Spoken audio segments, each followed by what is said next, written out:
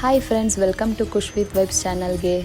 ನಾನಿವತ್ತು ಬಂದಿರೋದು ನನ್ನ ಫೇವ್ರೇಟ್ ವಿದ್ಯಾರಣ್ಯಪುರದಲ್ಲಿರೋ ಶ್ರೀ ಕಾಳಿಕಾ ದುರ್ಗಾ ಪರಮೇಶ್ವರಿ ದೇವಸ್ಥಾನ. ನನಗೆ ಈ ಜಾಗಕ್ಕೆ ಬಂದರೆ ಆಲ್ವೇಸ್ ಪಾಸಿಟಿವ್ ಎನರ್ಜಿ ಫೀಲ್ ಆಗುತ್ತೆ. ಅದಕ್ಕೆ ನಾನು ತಪ್ಪದೆ ತಿಂಗಳಿಗೆ 2 ಸಲ ಆದರೂ ಬರ್ತೀನಿ. ಇದು ಅಮ್ಮನ ದೇವಸ್ಥಾನ ಆಗಿರೋದ್ರಿಂದ ಇಲ್ಲಿ ಮಂಗಳವಾರ ಮತ್ತು ಶುಕ್ರವಾರ ಭಕ್ತಾದಿಗಳು ಬರೋದು ಜಾಸ್ತಿ. ಇಲ್ಲಿ ಫ್ರೀ ದರ್ಶನ ಮತ್ತು ಪೇಡ್ ದರ್ಶನ ಎರಡೂ ಇದೆ.